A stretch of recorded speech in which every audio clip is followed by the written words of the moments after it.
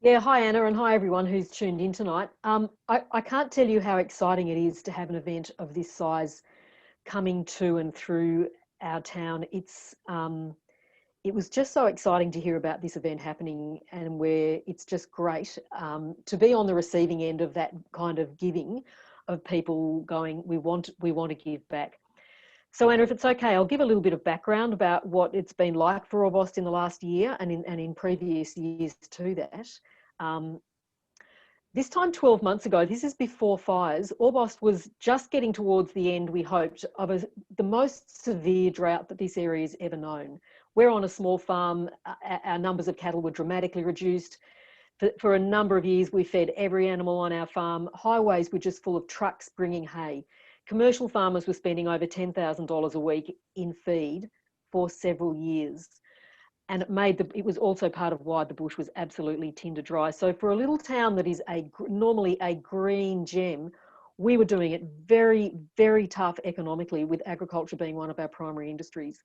Add on to that, about this time last year, it was announced that the timber industry, which is our other really significant industry for this area, would cease in 10 years' time. So before the fires hit, this town in particular was already not in a great place.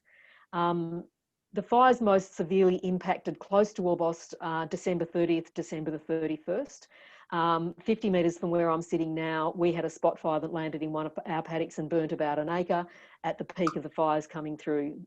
Orbost is on a little island of green farmland, and we are surrounded by forest for 270 degrees. And for 270 degrees around my horizon that night, I could see orange, and part of it was very, very close. Our highway was closed for 5 weeks. We were at the end of a dead-end road. Visitors stopped coming, not just while the fires were burning, but for weeks afterwards, because the Princess Highway was closed. I couldn't get to Sydney, where my family is. I certainly couldn't get to Canberra, couldn't kind of get anywhere. It was extraordinary. I had very few people coming through. Amazingly, it was absolutely miraculous that the rail trail was very little impacted by the fires. Clients ask me and say, has the trail been impacted by fires? There was maybe a couple of 100 metres of the trail that suffered directly from the fires. And just incredibly, other than that, you could go along that trail and really not know that the fires had come through the area, even though for most of the way along it, you will be within kilometres of where really severe wildfire came through to. So the fires for this area, we just closed right at the point when that tourism season would have peaked over summer, which is so important for us. Everything shut. And it shut until early February. I still was cancelling trips into March because the fires were still not sufficiently under control further up in the hinterland where I operate cycle tours. It wasn't safe enough for me to take trips up through there. So it's really hard to overstate what a profound effect the fires would have on a town that was already in a really quite depressed kind of state. It's just so hard to overstate what an impact having this event, with all of you people coming along to support us, will have. I mean, there's the economics of it, but just that moral lift to go, wow, these people are coming because they want to give us a leg up and a hand up.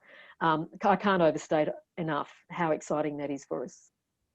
So, Liz, how can we help the most when we're actually there?